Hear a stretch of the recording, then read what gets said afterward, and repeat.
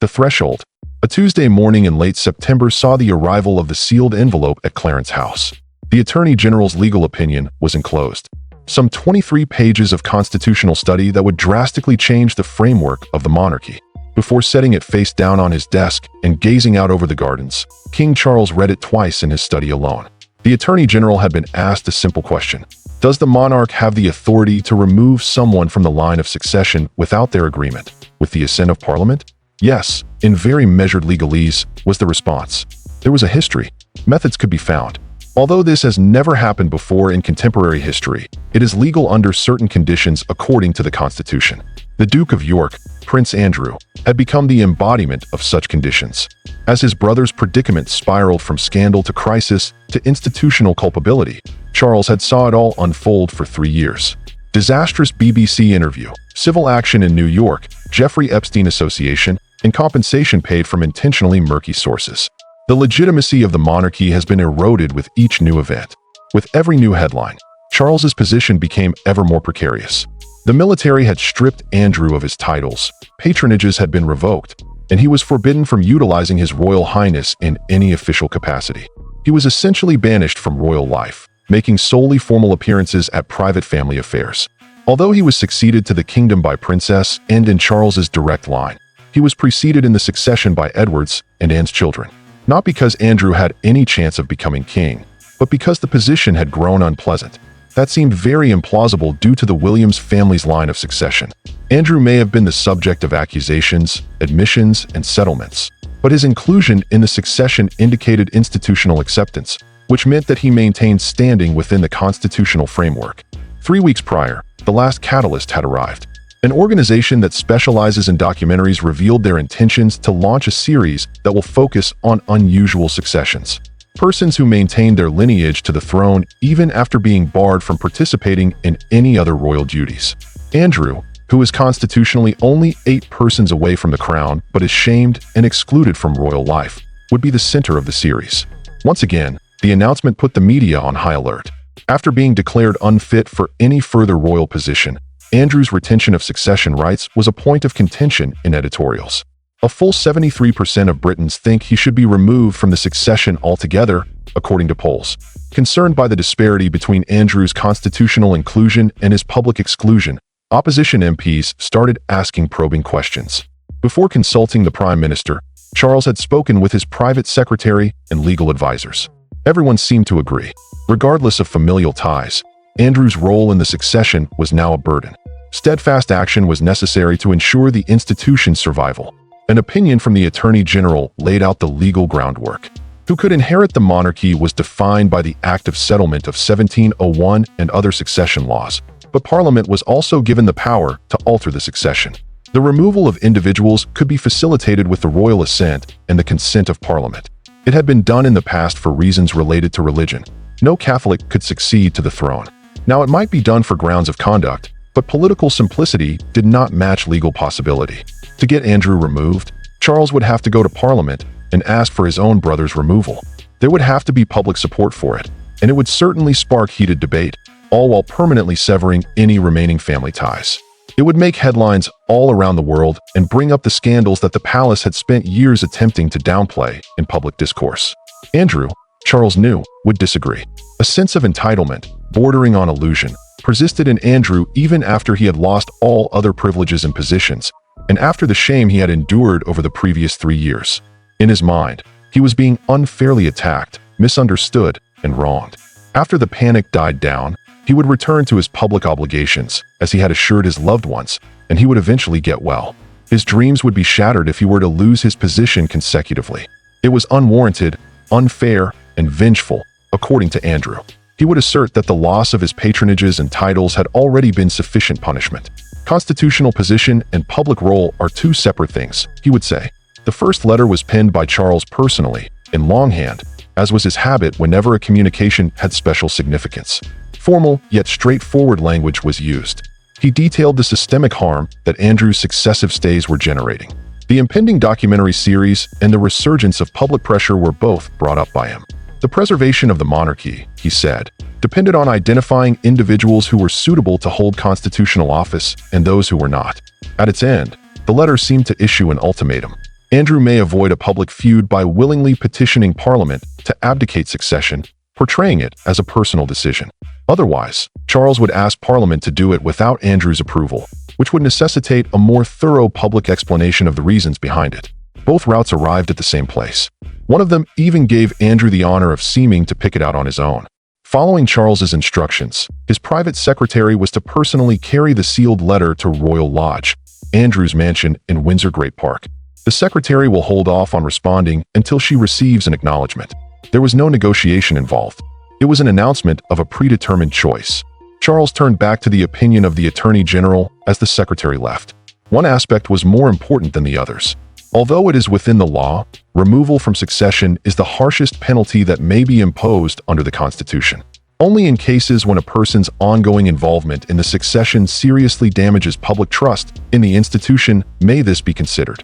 The cumulative harm that could not be remedied while Andrew maintained his constitutional standing was the real reason, according to Charles, that the threshold had been breached, not a single incident. Day after day, Andrew stayed in sequence. It seemed like the monarchy was looking out for his best interests, putting blood above behavior and honoring family above responsibility. The same demographics the institution wanted to keep on board were losing faith in it because of that impression. People of all ages living in cities, especially younger Britons, who had a mixed opinion of the monarchy. Support for the institution was falling fast among people under the age of 40, according to polls, but it was holding steady among the elderly. For the critics, Andrew represented everything that was wrong with the world, prioritizing privilege over justice, a lack of responsibility, and an air of entitlement. The damage would still be there, but the monarchy would show its readiness to police itself by removing him from succession, putting institutional integrity ahead of family protection. It would demonstrate that holding a constitutional post entailed duties and that those duties may be removed in the event of a betrayal. Beyond Andrew himself, the choice would have far-reaching consequences. This would set a precedent that actions had consequences, that lineage could be changed depending on performance rather than just birth order. In such a monarchy, the next generation would be expected to live up to high expectations and face the possibility of losing their constitutional status due to severe wrongdoing. Charles realized he was radically changing the institution that had been passed down to him. The monarchy has managed to stay in power for more than a millennium, thanks in large part to its ability to pivot and adjust to new situations while retaining its fundamental institutions. Although it was an inevitable adaptation for survival, this change could not be undone. The precedent was set in stone the moment dismissal from office was based on conduct. Upon his private secretary's return from Windsor, the afternoon light was beginning to fade. It had arrived at Andrew's doorstep. Employees who happened to be around him at the time reported that his initial reaction was a mix of anger and disbelief. He had first declined to sign the acknowledgement of receipt, but later, clearly enraged, he signed it. Nothing unusual was what Charles had anticipated. Throughout his life, Andrew had held the firm belief that a person's birth order conferred unchangeable advantages. He couldn't fathom how his older brother could decide to take away those freedoms. Compliance, not understanding, was necessary. The process of revising the Constitution was now underway. The next week, Charles would formally ask the Prime Minister to take action in Parliament during a meeting. Teams of attorneys would design the laws that are required. Officials in charge of communication would prepare statements for the general public. And Andrew would have to face the fact that his future in the monarchy had just been utterly disregarded. Articles of Confederation. On a Wednesday morning, the Privy Council met at Buckingham Palace, following a long-established procedure that had not been followed in recent memory. For senior Privy Councils chosen for their constitutional knowledge and judgment joined the King, Prime Minister, Attorney General, and Lord Chancellor in attendance. Alterations to the line of succession to the throne were the sole item on the agenda. The proceedings were advised by Dr. Margaret Blackwell, a constitutional historian. For 2 weeks, she had sought out historical examples of changes to the British throne that did not follow the usual patterns of death or abdication. There were fewer cases than many had anticipated. Many people were disqualified from succession because of their religion, as the Act of Settlement of 1701 forbade Catholics from becoming kings or queens. Those descended from unmarried couples were automatically ineligible under the Royal Marriages Act of 1772. Though it did elevate daughters to positions of power, the Succession to the Crown Act of 2013 did not do away with male primogeniture.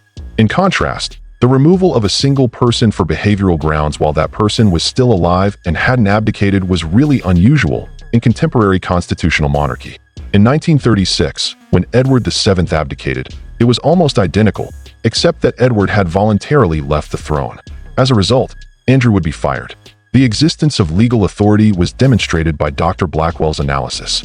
Sovereign power over succession was held by the Crown and Parliament, which was a hybrid of the monarch and the legislature. An earlier legislature could legislate a settlement, and a subsequent legislature could legislate changes to those changes. Its workings were simple: to remove Prince Andrew from any claim to succession for himself or his offspring, the king would formally ask Parliament to approve an act to that effect. It wasn't a matter of whether it could be done or not. The constitutional intricacy was in publicly justifying it. Parliament would need a good reason to depose someone from succession. To withstand the unavoidable legal objections, the reasoning has to be adequate, precise, and defendable. 3 potential rationale frameworks were put forth by the Attorney General. To begin, actions that reflect shame onto the monarchy to an extent that the general population loses faith in it. As a second point, it's a serious violation of the duties that come with holding political office. The third is behavior that goes against the royal family's oath to protect and serve the country. There were advantages and disadvantages to each structure. The first needed evidence of institutional harm, which could be derived from media and polling data. The second one was answering the unanswered question of what duties came with succession, which had little historical support. The third one was to prove that a member of the royal family had taken an unwritten oath. Cutting through the legalese, the Prime Minister was pragmatic first and foremost. The general public had spoken. There was widespread support for removing Andrews from succession in the United Kingdom. That view would be reflected in Parliament. The rationale must have been publicly compelling in addition to being legally defendable. Regarding constitutional details, the majority of citizens were unconcerned. It was important to them that someone who could be credibly accused of grave misbehavior not be within 8 beats of the throne. Even though he knew his comments were being recorded for the record, Charles spoke with great care. He pointed out that Andrew had previously been excluded from any public royal duties, disenfranchised from the military, and forbidden from holding any official position, including royal titles. Such measures proved that Andrew was not suitable to represent the monarch in public, but he was still an heir apparent and might have become king or regent himself if the need arose. There could be no more inconsistency. Andrew had to be competent to carry out his constitutional duties. He was already deemed unsuitable for any other position by the monarchs. Succession ought to mirror that level of discretion. Implications of precedence were brought up by the Lord Chancellor. How would future cases be evaluated if Andrew may be removed for his behavior? Could an accusation or controversy lead to the revocation of the succession? When did a person's failure to meet expectations become disqualifying misconduct? This was an issue that Dr. Blackwell addressed. There ought to be clear cutoff points in the law. Defeating public royal obligations, leading to criminal charges or credible civil accusations of significant misconduct, and then causing enduring institutional damage, as proven by independent examination, is the process that follows. While enabling action in truly significant cases, this paradigm would prohibit removals that are arbitrary or driven by politics. On purpose, the bar would be quite high. Remove a successor only in extreme cases if their prolonged presence poses a threat to the institution's very survival. However, remarkable did not imply impossible. Process became the topic of discussion. The proposal will be introduced by the Prime Minister as a government measure, showcasing the support from across parties.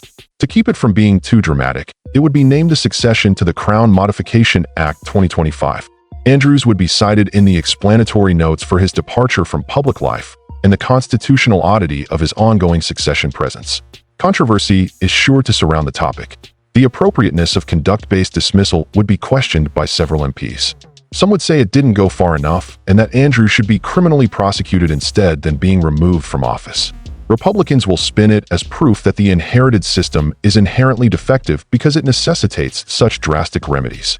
Nevertheless, the ballots were cast. In private, the Labor leadership had expressed their approval. There was complete support from Liberal Democrats. The political necessity was acknowledged even by conservative backbenchers who normally defend royal prerogative. A large majority in the House of Commons and the House of Lords would likely vote to approve the measure. The schedule was finalized. Arrival to the royal assent by early December after a 3-week parliamentary introduction and a 6-week debate. Once the bill is approved by the royal assent, it will be immediately put into force. Once Charles put his signature on the bill, it would immediately be withdrawn from succession. Nobody missed the irony. Andrew would have to have his brother's signature on the bill to remove him from succession. The constitutional eraser that Charles and his siblings would install in the future of the monarchy would have Charles's personal approval. Charles had a private audience with the Prime Minister following the end of the Privy Council session. Beyond Andrew, the political ramifications went. This marked Charles's first exercise of his sovereign power to alter the constitution, and it was also the first significant constitutional move of his reign. His kingship would be defined by how he dealt with it. No holding back from the Prime Minister. The public was overwhelmingly in favor of the move, but how it was carried out was crucial. Institutional necessity, not personal vendetta, should have been the emphasis of the statement. Charles pretended to be hesitant but determined, acting out of a sense of duty to the kingdom rather than resentment toward his family. The entire rationale would be weakened by the slightest indication of sibling rivalry. As far as Charles was concerned, it didn't matter how he felt. This did not bring him any joy. Despite the complexities of their relationship, Andrew was his brother. However, protecting an individual whose disastrous judgment inflicted perpetual shame upon the crown could not necessitate the destruction of the institution. We spent the next week honing our approach to communication. A short statement would be issued by the palace to confirm that Charles had asked Parliament to change the succession. There have been and will be ongoing institutional worries regarding Andrew's succession position, and the statement would highlight his prior resignation from public duties. That this was more of a constitutional than a family issue will be made clear. The administration will also issue more comprehensive briefing documents explaining the rationale and legal context at the same time. As a result of this division of work, the government could supply the essential information while the palace could preserve its dignified brevity. A crucial part of the plan was to stop Andrew from telling the story. Permitting him to portray himself as a victim of vengeful persecution would garner sympathy but make parliamentary passage more difficult. The palace had to keep the emphasis on the importance of the institution rather than on individual drama. Royal Lodge information hinted that Andrew was meeting with attorneys to discuss possible legal challenges to the decision. It seems, nevertheless, that the legal counsel he was getting was uniform. Parliament, not courts, was to decide succession. He has the option to question the methods used. There was no legal recourse, however, if Parliament decided to remove him using the correct procedure. No one could legally assert their right to succession. This was a constitutionally granted and amended status. The first rage that Andrew had felt was beginning to give way to this reality. He was helpless to stop it.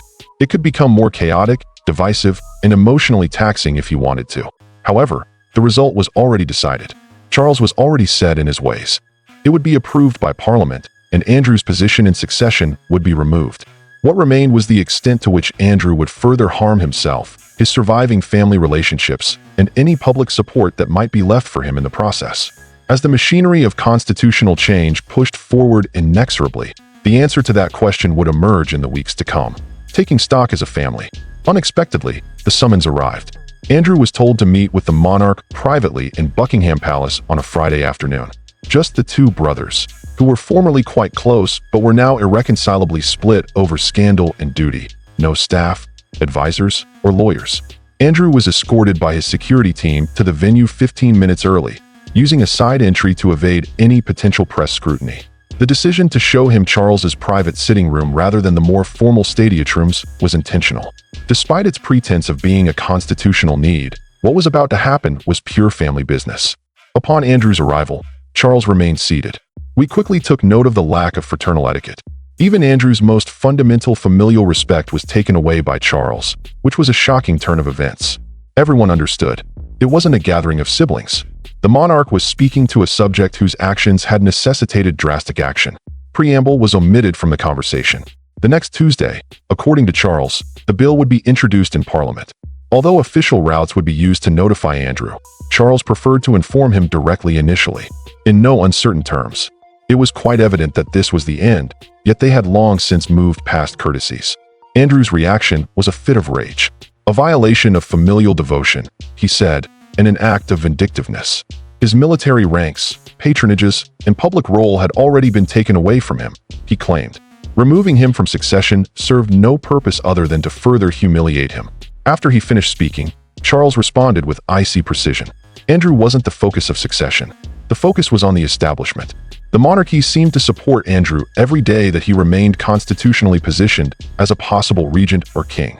The trust in the monarchy was plummeting as a result of that endorsement, especially among the younger generations whose votes would decide the institution's fate. Andrew argued that the accusations against him lacked evidence, that he had been cleared of any wrongdoing in the settlement of the civil case, and that he had never been found guilty. Even if no culpability had been proven, removing him from succession implied it. The self-deception was shattered by Charles's reply. Rather than face a civil action head-on, Andrew paid millions to settle out of court. In spite of all the legalese, that settlement confirmed what everyone had suspected all along. The judgment of public opinion had been handed down. When 3/4 of the people thought they had done major wrong, the monarchy couldn't keep them in succession. In a matter of minutes, the dispute had progressed to long-forgotten ground. Andrew brought up Charles's past grudges, parental partiality, and the weight of being the spare child when the future king was being prepared. He said that Charles was taking advantage of the situation to get rid of their annoying brother, whose popularity with their mother had caused animosity between them. Charles took the blow without showing any signs of distress. After Andrew's rage had subsided, Charles spoke in a measured, collected manner. Their formative years were unimportant. It made no difference how they were related. Maintaining the status quo was the sole concern. A crisis had been sown by Andrew's actions, endangering the future of the monarchy. No matter the cost to himself, Charles had an obligation as monarch to resolve that problem. Changing strategies, Andrew drew on common familial ties. As he put it, their mom would have never acted in such a way. Elizabeth had shielded her children from harm, realizing that devotion to one's family took precedence above conformity to societal norms. Charles was denying her every principle she had ever held dear. The reference to their mother, who had passed away, was intended to cause pain. It was successful, but not to Andrew's liking. The importance of family unity and the lengths to which Charles's mother went to shield her children from harm were both recognized by Charles. But Andrew's worst inclinations had been enabled by that protectiveness, no matter how well-intentioned. He had come to believe that his royal rank offered him immunity from ordinary rules of conduct and that he was above accountability. That safeguard was no longer in place due to Elizabeth's demise. Charles refused and was unable to reproduce it. An imminent danger threatened the very survival of the monarchy that she had left him. To protect it, he would resort to extreme measures, some of which she would have considered unfathomable. For a change of pace, Andrew turned to his girls. If he were to be removed from the line of succession, Beatrice and Eugenie would be stigmatized as the offspring of a disgraced father who had been formally removed from the royal succession. Charles could not possibly treat his nieces so badly when they had done nothing wrong. Charles was expecting this dispute. Only Andrew was explicitly excluded from succession by the law. Even after their father was removed from the line of succession, Beatrice and Eugenie continued to hold their roles. Sure enough, after Andrew was out, they'd all get a promotion. Their continuing inclusion proved that the goal wasn't to punish his entire family line, but rather to remove an individual whose actions rendered their succession position impossible. Andrew made every conceivable argument he could think of during the conversation. He was willing to show signs of recovery, make public statements acknowledging his mistakes, and collaborate with organizations that aim to prevent abuse. Both the timing and the obvious self-serving nature of each offer were unacceptable. After listening to his arguments, Charles proceeded to explain why none of them affected the underlying calculation. No amount of popular forgiveness could fix the irreparable harm that had been done. The public no longer trusted Andrew to serve in a constitutional capacity.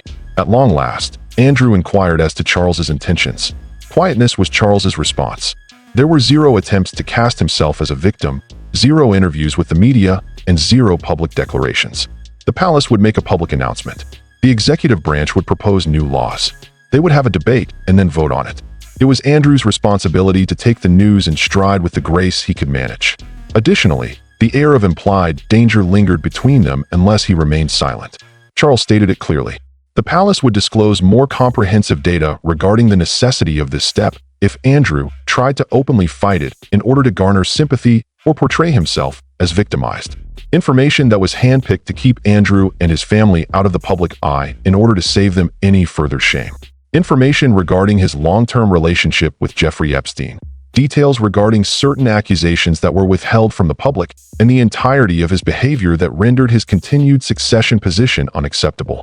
While appearing to distance themselves from him in public, Andrew realized the palace had actually been shielding him.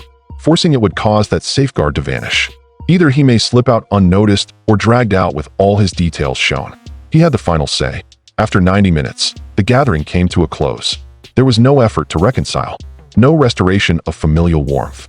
Charles had conveyed the message that was necessary for him to convey. All of this was taking place. The opposition was futile. Even if it wasn't voluntary, cooperation was still expected. While Andrew left via the same side entrance, Charles stayed in his sitting room. Although the confrontation had been essential, it had been draining. The irreparable damage has already been done to whatever fraternal bond that had previously existed. They would cross paths during the inevitable holiday get-togethers, as well as weddings, funerals, and other family events. The decades-long pressure of different courses had already broken the ease of brotherhood. Concerned about their mother's reaction to the situation, Charles reflected on her.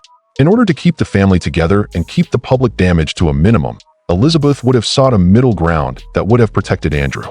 During her rule, she had focused on maintaining family unity at the expense of institutions, in an effort to prevent any major disruptions. However, Charles had come to the conclusion that strategy was detrimental to the monarchy going forward. The protection of those who posed a threat to the institution would not be enough to keep it alive. On rare occasions, amputation, the removal of diseased or otherwise unusable body parts, was necessary for preservation. Andrew would always be technically and legally a blood relative of Charles, but he was being extricated from the royal family in every other important manner. The operation, which would be inconvenient and leave visible scars, was vital for the patient's survival. Charles contacted William later that night to inform him about the confrontation. William, who would one day become king but whom Andrew had now vowed to avoid at all costs, provided discreet encouragement. His uncle and he had never had a strong relationship, and he was becoming more and more irritated by Andrew's intransigence. A departure from succession, in William's opinion, was long overdue and ought to have occurred far sooner. While acknowledging his son's support, Charles couldn't help but notice the precedent being set.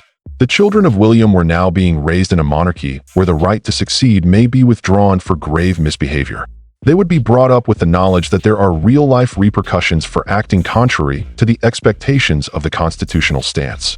This change was well received by William. The monarchy that his descendants would one day lead had to prove that being a royal didn't exempt one from basic moral obligations by being accountable. No public statement or policy paper could have been more effective than Andrew's withdrawal from succession in accomplishing that showing. Everyone in the family had to pay their dues. After hearing all of the information, Andrew had no choice but to accept. This would then be turned into a public constitutional action by the machinery of Parliament, turning a private family rupture into something bigger. Conflict in the legislature. Instead of having a junior minister bring the succession to the Crown Adjustment Bill to the House of Commons, the Prime Minister himself did it on October 15th. The use of symbols was intentional. With the full support of the executive branch and, by extension, the monarch, this legislation was a top government priority. Surprisingly, there were just 3 operational clauses in the entire measure. The first one eliminated Prince Andrew from being a future monarch. The second spared Prince Andrew's descendants the succession rights that would have been theirs had he lived, but they kept the independent status they had before. Thirdly, the statute was to take immediate effect upon the rise to the throne.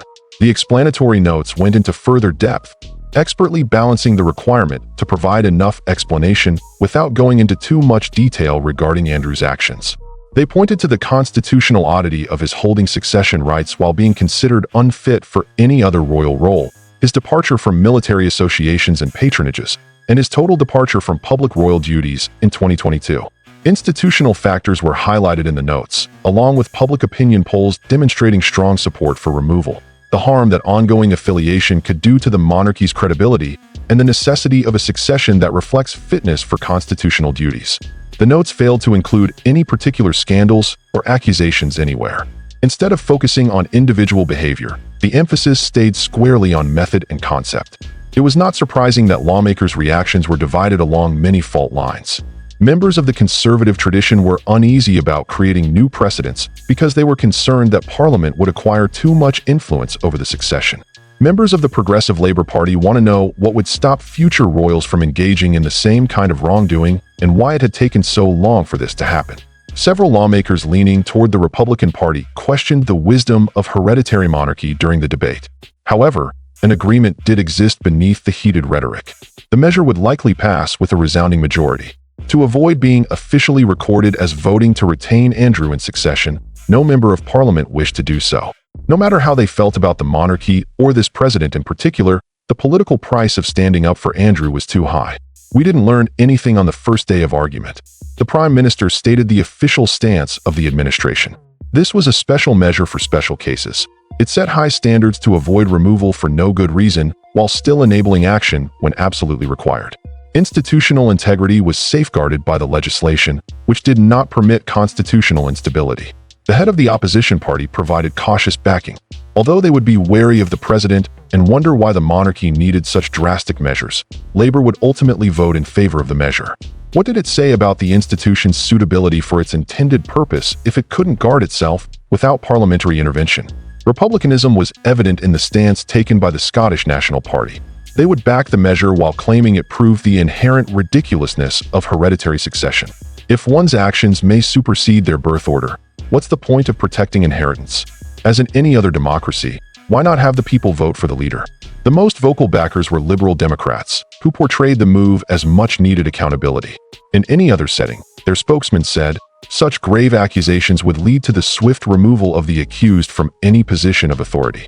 Disparate standards shouldn't be created by a person's royal status. If anything, it ought to lead to more stringent requirements.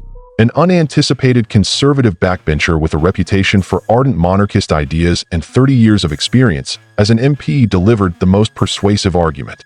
Institutional obligation, she said, should take precedence over individual allegiance. Though her first impressions of Andrew, whom she had met at several royal events and found attractive, were of no consequence. Because of its status as a national institution, the monarchy needed the support of the people. Both Andrew's actions and his subsequent persistence had broken that trust. Like amputating a gangrenous leg to save the patient, removing him was painful but necessary. The general public found her use of an agricultural metaphor resonant, even though it startled some of her co-workers. In order to maintain the whole, drastic actions were sometimes necessary. Eliminating Andrew was a matter of survival, not malice, since he had turned into an institutional gangrene. Over 60 members of parliament spoke during the course of the three-day debate. Some preferred harsher words to describe Andrew's actions. Some others were hoping for more defined cutoffs for potential future uses. Some tried to change it by adding new removal criteria or limiting Parliament's power. The resolutions were all rejected. On a Wednesday night, the vote was taken. Members of Parliament crammed into every available corner of the room. An odd, if not quite jubilant, vibe pervaded the air as people realized something momentous was happening. The succession was being actively reshaped by Parliament, claiming power that had never been used in the past, even though it existed in theory. They proclaimed the divide. MEPs made their way through the foyers, looking straight ahead, not to the left. It took 12 minutes to tally. Results announced were better than even the most optimistic forecasts. With 486 ayes and 82 numbers, 47 people abstained. Members of Parliament from the main political parties voted to pass the measure. There were a small number of libertarian-leaning members who opposed parliamentary meddling in succession on principle, and a large number of conventional conservatives who were concerned about precedent, accounting for the majority of the 82 numbers. Several members of Parliament who agreed with the result but had reservations about the procedure abstained. However, the 486 eyeballs symbolized an exceptional agreement across political parties. Almost 4/5 of the members of Parliament who were present voted to remove Andrew from succession, protecting it from accusations of partisan political meddling. After 3 days, the measure was transferred to the House of Lords. Less emphasis on political stance and more on constitutional law and precedent characterized the discussion in the higher chambers. A number of peerage-holding attorneys provided in-depth evaluations of the bill's conformity with precedents in succession law.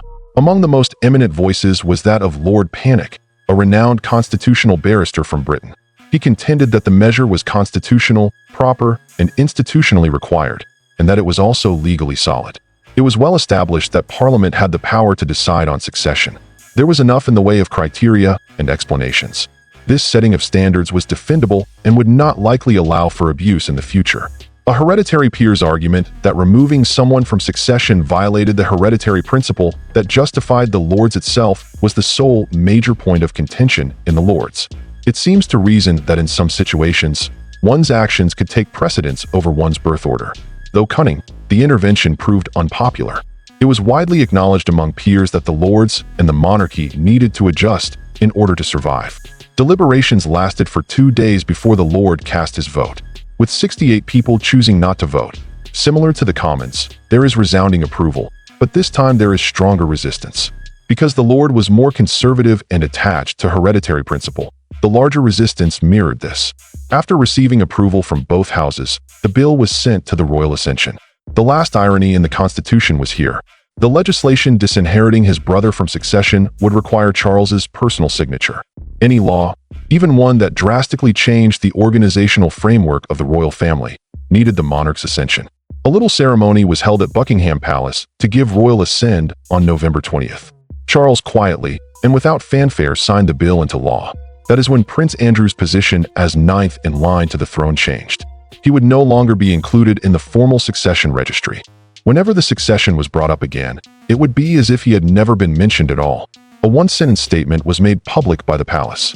Now that it has gained royal assent, the succession to the Crown Modification Act 2025 is in force. Absent explanation, rationale, or dramatic flourish, we resolved the issue. However, the consequences were having an impact on society in Britain and beyond even before the palace was involved. Just recently, Parliament shown that succession might be changed for behavioral reasons. A new standard was set. A limit was established, not by abdication or death, but by parliamentary removal. Prince Andrew became the first modern royal to be constitutionally eliminated. A revised hierarchy. The extent to which Andrew's lowered status became obvious 3 weeks following his rise to the royal family. Every year on Remembrance Sunday, the whole royal family would gather at the cenotaph for a solemn ceremony to pay tribute to the fallen British soldiers. Andrew skipped out on this year's event. It wasn't just social marginalization that he faced. Having lost his right to succeed, he was no longer eligible to sit on the Senate balcony as he had in the past. Andrew was no longer part of the line of succession that dictated where people would sit at important occasions. His private secretary had informed him that he would not be invited to the official party. He was free to do it in secret, away from prying eyes, if that was his preference. Andrew decided he wouldn't be there at all. He obviously couldn't bear the shame of attending the same occasion as a private citizen after standing in uniform with military honors. Surprisingly, few people voiced their opinions over his absence.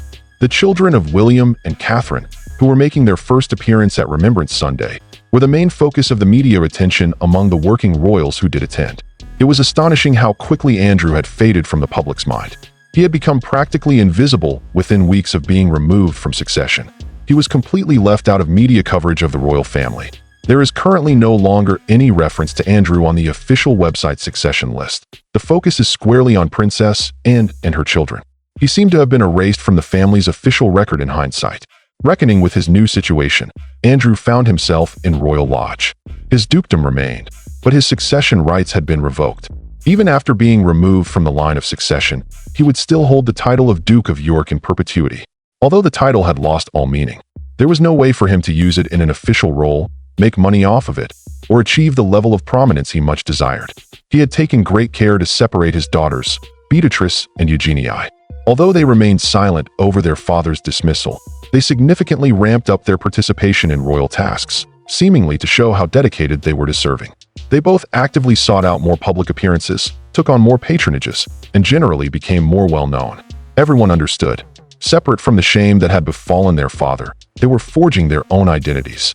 Stresses related to money were intensifying. Andrew had been staying at Royal Lodge on what could be described as a family subsidy, with Charles covering the costs of security and maintenance. However, the computation was altered due to the exclusion from succession. I fail to see why the Crown should foot the bill for someone whose continuing occupancy of a prime Windsor home was the subject of persistent public criticism, who was no longer involved in the succession, and who served no royal purpose. With tact but firmness, the message had been sent by Charles's personal secretary. Andrew should probably look for a smaller place to live. Andrew was in no position to justify the substantial maintenance that Royal Lodge required. It was possible to rent Frogmore Cottage. The fact that it had been Harry and Meghan's home before they left makes it ironic. Andrew had the option to relocate there or look for other lodgings, but Royal Lodge could no longer be maintained. Even though it was done with more delicacy than that term implied, the eviction was the last humiliation. Even his home had been taken from him, along with his military decorations, patronages, public role, succession rights, and more. Everything that had made him who he was being taken away from him methodically. His reaction was expected. Anger, then sadness, and finally, reluctant acceptance. His attorneys had already assured him he was out of luck. The king or queen might occupy Royal Lodge whenever they choose. That joy had been taken away. Unless he moved, he would be subject to more obvious eviction procedures. The planned relocation to Frogmore Cottage was set for the beginning of January. There would be a significant reduction in staff, so Andrew would be responsible for running a small household. This would be enough to cover essential operations, but it would be far from the kind of support he had seen at Royal Lodge. Things would stay secure. A compromise to address valid worries about his physical well-being in light of the continuing controversy. To reflect his demotion, however, everything else was being shrunk. As a whole, the royal family was adjusting to life without Andrew. Before, Edward and Sophie had played supporting roles, but now they were taking the lead. Working royals whose presence benefited the organizations they represented rather than hurting them were given patronages by Charles to replace Andrew. As they prepared for their future duties and helped Charles with his reign, William and Catherine took on more and more responsibility. Positive generational narratives were being created as their children were progressively introduced to public life, diverting attention away from Andrew's scandals. It was astonishing how resilient the monarchy was. The debate over Andrew's removal was heated yet short-lived. Other stories had taken center stage within weeks. What had grown rotten inside the institution was being shed as it adapted and evolved. The amputation improved the organism's health. The decisions were validated by public polls. A small but discernible uptick in support for the monarchy had occurred following Andrew's ouster. The younger generation was especially supportive, praising the institution's commitment to accountability above privilege protection. There had been mostly good responses from around the world. British monarchy has demonstrated a readiness to change, which has been noticed by Commonwealth states, especially those re-evaluating their monarchical arrangements. When institutions in countries like Jamaica and Australia proved they could discipline themselves and exclude disgraceful members, Republican movements there found it more difficult to criticize them. Experts in the field of law were continuing to study the president. The potential expansion of parliamentary control over succession was a source of concern for some. Some said the president wouldn't allow baseless removals and that the standards were reasonable. It was becoming increasingly clear that conduct-based removal, however remarkable, was now a tool that might be used in severe cases. The choice had defined Charles's early rule. A new kind of kingship was on display when he took swift action on an issue his mother had shied away from. Family unity and institutional stability were important to Elizabeth. Despite the expense to his family, Charles prioritized the survival of the institution. The dissimilarity wasn't just on a personal level. It demonstrated a more sophisticated comprehension of the needs of contemporary monarchy. Charles had come to the conclusion that the institution was in jeopardy due to the protection of individuals. Responsibility had to take precedence above familial ties. In order to prove it was not above the rules, the crown had to show it followed them. 6 months subsequent to the expulsion, Charles agreed to an unusual interview. When questioned about the choice, he exhibited his usual level of contemplation. Adaptation allowed the monarchy to endure, he pointed out. Every generation had to deal with problems that arose and make tough decisions. He had made a conscious decision to put the integrity of the institution ahead of his personal ties. Although he was aware of the personal cost, he did not feel remorse. Andrew was asked by the interviewer if he still thought of Andrew as his brother. Before answering, Charles hesitated. Through life and death, when compared to the brother Charles knew when they were younger, Andrew's adult self was completely different. That fact was mirrored by the withdrawal from succession. When it came to consequences and behavior, some partnerships just couldn't handle it. Perhaps no modern king had ever been more forthright about family dynamics than that. Everyone understood what Charles was admitting, but the royal family never acknowledged it. Putting the needs of the institution ahead of those of individual family members was a requirement of the duty at times. For the rest of his life, Andrew would be reduced to lesser conditions, devoid of authority and rank, and remembered mostly for controversy and expulsion. Disgraced and removed from succession, he was the first modern victim of conduct-based constitutional removal, according to his obituary. However, the monarchy would persevere, fortified by its readiness to sever ties when required. A new standard was set. Succession is associated with behavioral expectations and genuine repercussions, which subsequent generations will comprehend. Having royal status came with perks, but it also came with expectations. Charles had made significant changes to the organization that he had taken over. The wisdom or irresponsibility of that change would be determined by generations to come. However, for the time being, it had been proven that the monarchy could adapt, regulate itself, and put survival ahead of sentiment. Succession had been revoked for the Duke of York. Perseverance was the key. In this new age of the British constitutional monarchy, personal behavior was more important than family lineage, responsibility was more important than safety, and the future of the institution was more important than the past of any one person. The elimination of Prince Andrew as a potential heir by King Charles constitutes the most revolutionary change to constitutional monarchy in many years. As Charles demonstrated by putting the survival of the institution ahead of family loyalty, there are behavioral duties and actual consequences associated with succession. Now this will be the standard forever. Being a royal brings both privilege and responsibility. Once again, the crown has demonstrated its ability to adapt and endure.